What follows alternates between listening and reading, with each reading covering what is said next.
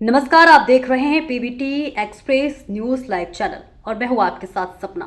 चलिए रुक कर लेते हैं आज की बड़ी खबरों की ओर। कानपुर पुलिस द्वारा 5 अंतर्राज्यीय शातिर चोरों को किया गया गिरफ्तार।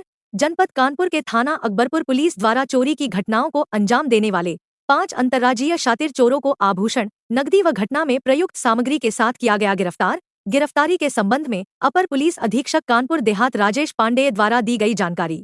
सर, अकबरपुर पुलिस ने सफलता हासिल की है। क्या मामला था, कितने अभियुक्त पकड़े गए हैं, इस तरीके के घटना के संबंध में गिरफ्तार? ये कानपुर देहात की अकबरपुर थाने की पुलिस ने एक बड़ा सराहनीय कार्य किया है। चोरों का एक अंतरजनपदी और अंतर्राज्यीय गिरोह पकड़ा है, जिनसे भारी मात्रा में लगभग 80 ग्राम के आसपास सोना और लगभग 1 किलो के आसपास चांदी, 1 अदद तमंचा और चोरी करने के उपकरण सहित मोटरसाइकिल बरामद हुई। यहाँ यह सबसे महत्वपूर्ण है कि जो ये मोटरसाइकिल बरामद की गई हैं, ये प्राथमिक पूछताछ में उसी चोरी की जो उनको चोरी से लाभ हुआ था, उसी के तहत इनके द्वारा खरीदी गई हैं। इनके द्वारा जो चोरी की गई हैं, थाना अकबरपुर, रसूलाबाद, गजनेर और कानपुर नगर के शिवराजपुर, बिल्हौर, सारे डिटेल इसमें दिए हुए हैं। और अंतरराज्यीय स्तर पर इनके द्वारा जोधपुर और जयपुर में भी एक चोरी की घटना एक्सेप्ट की गई है। इनके लगभग 12 से 14 घटनाओं के जो विवरण हैं, उसमें कहीं ना कहीं ये सारे लोग एक जैसे नहीं, सारे घटनाओं में एक ही क्रम नहीं है, लेकिन इतना निश्चित है कि इंटरचेंज होते हैं कि 2 व्यक्ति इस घटना में है तो इसका एक व्यक्ति अगली घटना में हो जाएगा, उसका विवरण भी आपको दिया गया है।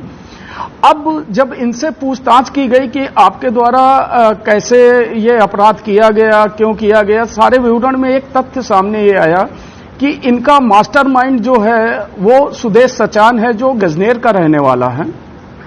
सुदेश सचान इनके द्वारा जो चोरी का माल रहता है उसको ले करके आगे बेचने का प्रयास करना और उससे जो आय होना, जो उससे पैसे मिलना, उनको इसमें वितरित कर देना। साथ ही एक महत्वपूर्ण बात यह है कि सुदेश के पास चोरों के काफी समूह हैं और ये समूह सिर्फ सुदेश से ही जुड़े रहते हैं। एक समूह जो यहां चोरी करता है या 4-5 घटनाएं करने के बाद उसका दूसरे समूह से कोई संपर्क नहीं है।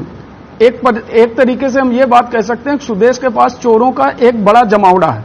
चूंकि अभी सुदेश गिरफ्तार नहीं हुआ है, हमारी उसकी तलाश जारी है और जिससे एक बड़े गिरोह का पर्दाफाश होगा, जिससे चोरियों की घटनाओं पर लगाम लगेगा। यहां एक तथ्य यह भी उल्लेखनीय है कि इनके द्वारा जो ये घटनाएं की गई हैं, जिनके अभियोग भी हमारे जनपद में पंजीकृत हैं, उससे जुड़े हुए माल को ये बेचने का काम जो है, उनका नाम है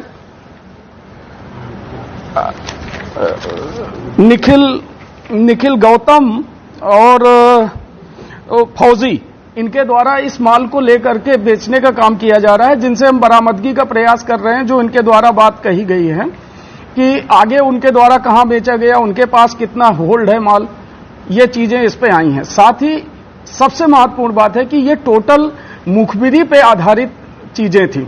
सर्विलांस ने नो डाउट बहुत सहयोग किया है, लेकिन जो पुलिस की ट्रेडिशनल मुखबिरी थी उसी का परिणाम है कि इतनी बड़ी सफलता मिली हुई है। अरे किस तरह की घटना को अंजाम देते थे, पहले से रेकी करते थे, क्या किस तरीके से? इनके पास पूरा एक तरीके से इस गैंग में सारी चीजें हैं। इनके पास स्किल्ड वो आदमी है जो ताले को बहुत जल्दी खोल देते हैं। इनके पास इक्विपमेंट है जो अभी आपने देखा है। साथ ही इनके पास रेकी करने वाले लोग हैं। इसमें जो अनुज उर्फ बंटा है, ये आपका सुखसौरा भोगनीपुर का, वो इनका इन घटनाओं का मुखबिर रहा है। इसी तरीके इनके हर ग्रुप में एक मुखबिर, एक एक्सपर्ट है जो लॉक को खोलना, ताले को तोड़ना।